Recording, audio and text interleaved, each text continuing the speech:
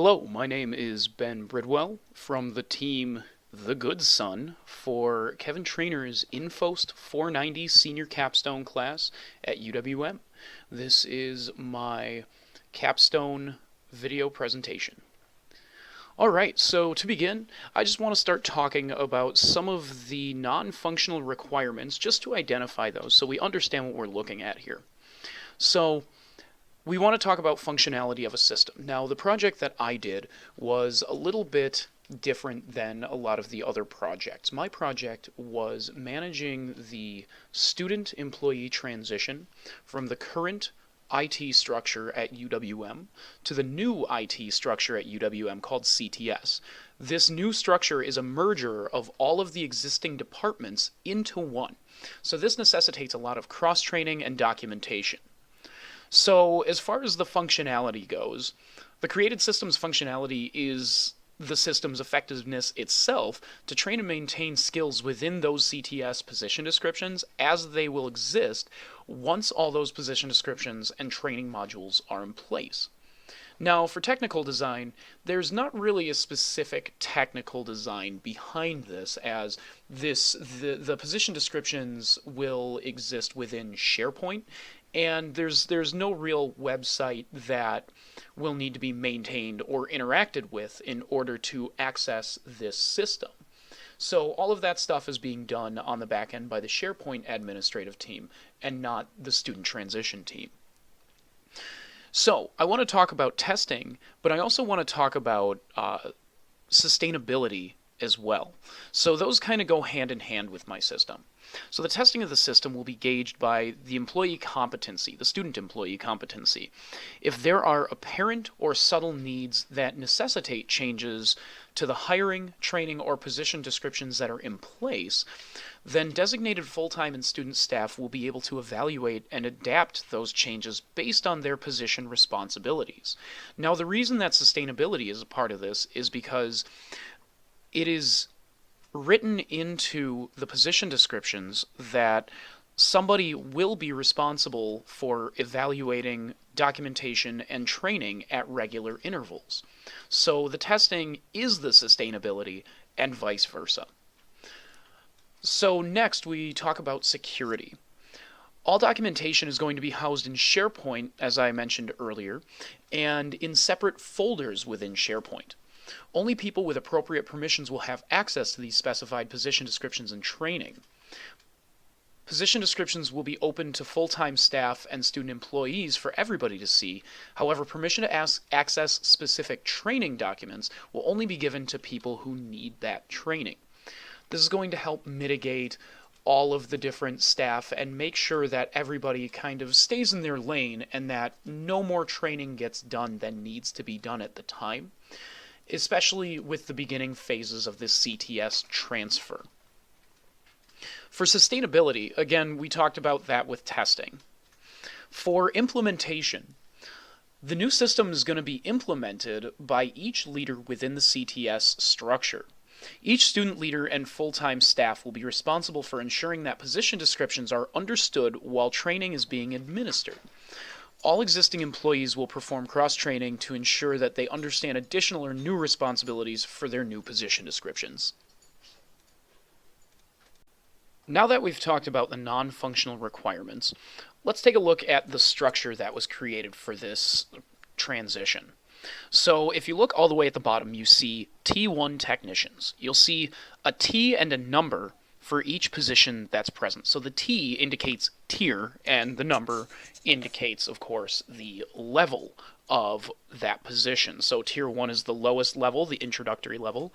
Tier 2 is the more specialized / leadership level, and tier 3 is the full-time level. So student positions will only be covered by tier 1 and tier 2. So tier 1 technicians are all going to be help desk level technicians within CTS. Each technician, regardless of their area of specialty or expertise, will need to go through help desk level training. This will introduce them to the basic systems, the ins and outs of what they need to know. They'll become familiar with the ticketing system that we use called Sharewell.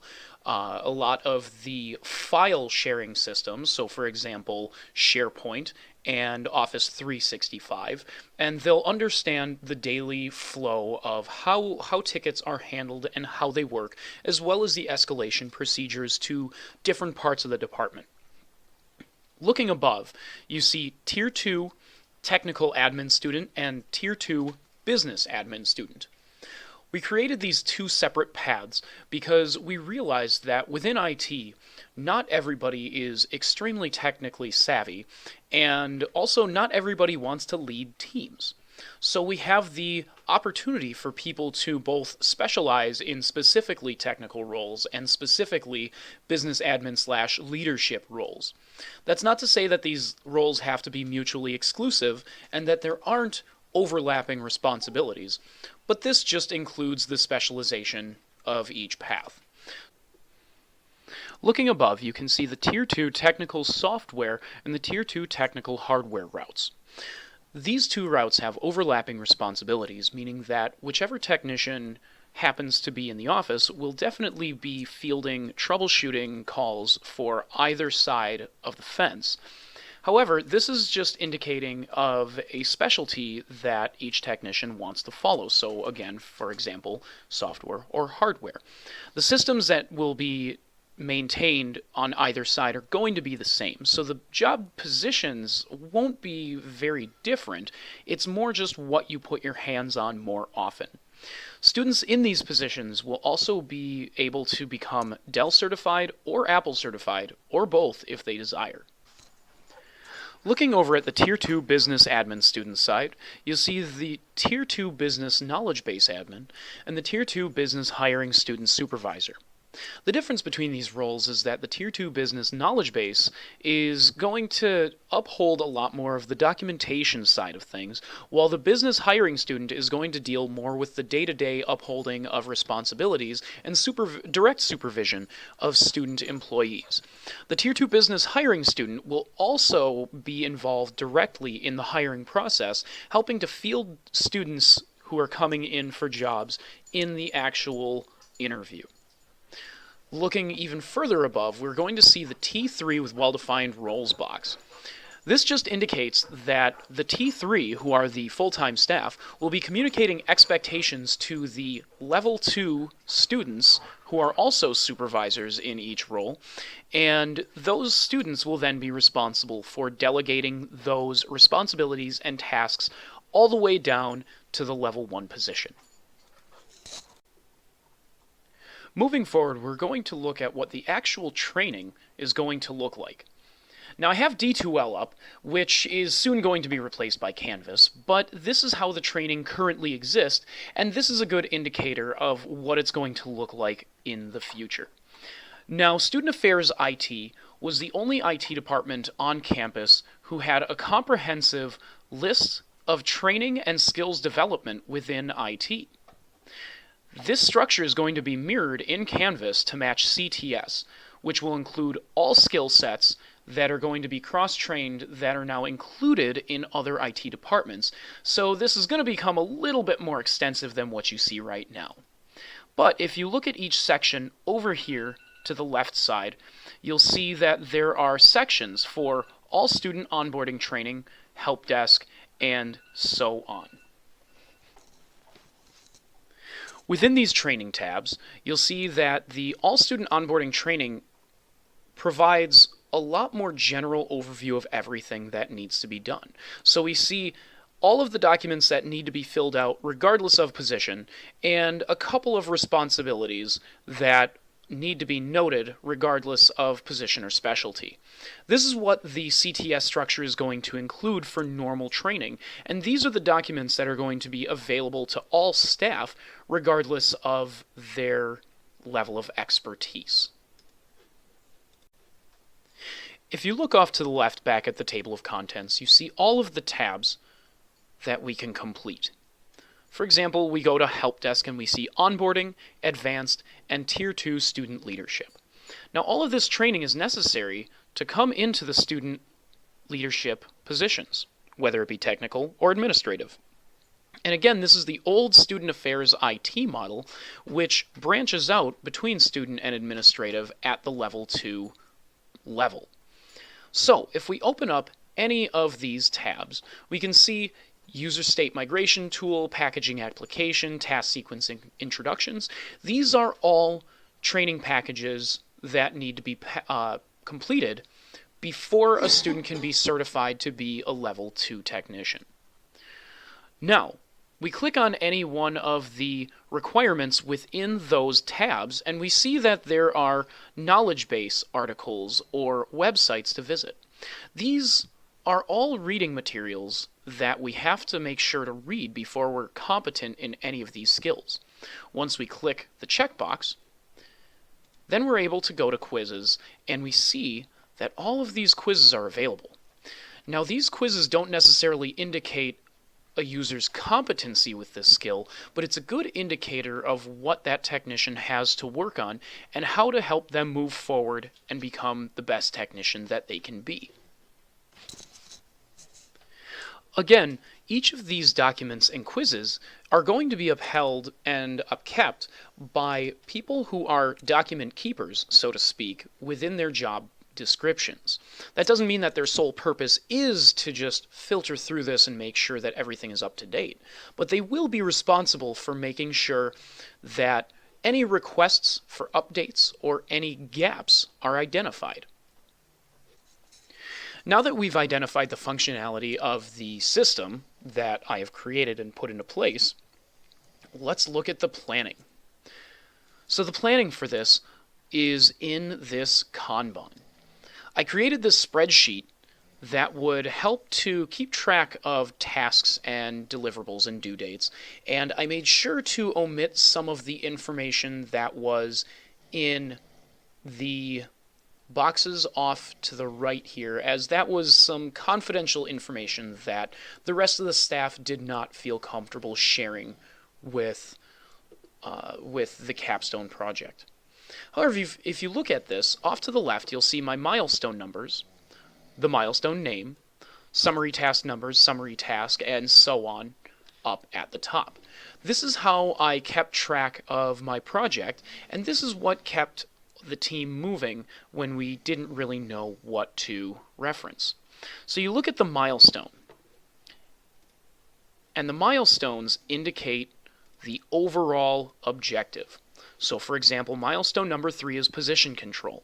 This is where we talked about the position descriptions and made sure that everybody understands what they are, how they're going to work.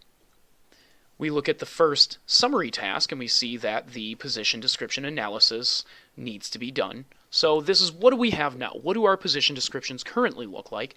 And once we have that all tallied, we move down to position description analysis, what do we need? So identifying gaps in any positions that we might need moving forward into CTS. We break that even further down into subtasks, where we look at establishing housing for the documentations, defining the position descriptions that we need, what rights and positions will each position description need, and so forth. This is where we got a little bit more granular with detail, and this is where we managed a lot more of the day-to-day activities. Now, if you're looking at this, you can kind of see that it almost looks like a waterfall format. You see the numbers 1, 2, 3, 4, and you'd think that in order to begin on task number 4, process control, you'd have to have everything in position control completed. Now, this order was just to keep everything in order so that we knew where to start and where to begin for every single task that we were taking on. My intention behind this was to be able to jump between different tasks and to be able to complete different tasks as it was appropriate. So for example, in position control, while we were deciding what the position description analysis was going to be, what we needed, and establishing the housing location for the documentation, we looked at our on, off, and cross-boarding procedures, and we identified what was needed there, and were able to get it approved by the CTS leadership. All of these things were being done interchangeably and at the same time. Of course, as I mentioned in my in-class presentation, unfortunately, this project did not come to completion by the end of this semester. We had projected that it would be done by December 21st, which there's still time after the making of this video that it may be completed. However, while I am making this video, we're still stuck on getting the CTS leadership approval for all of those position descriptions. This is because a lot of the CTS leadership had a little bit different ideas of what the positions needed to look like, and it took us a little bit of time to understand how to come to the middle of a compromise for what we wanted as well as what they wanted. In the end, we were able to come to a very reasonable compromise where the position descriptions were changed in a way that the students saw necessary, but maintained the integrity of what the full-time staff wanted each student to be responsible for.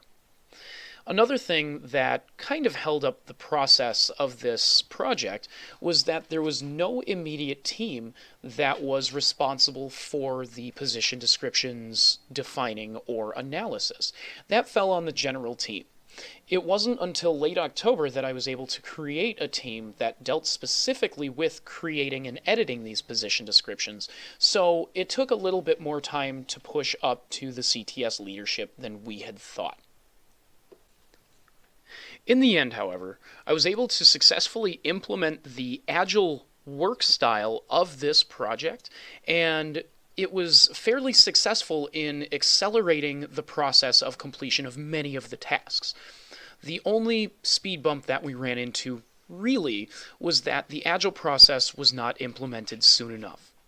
So looking forward to future projects, my intent is to analyze these projects beforehand and understand what type of project management is more necessary a little bit earlier on.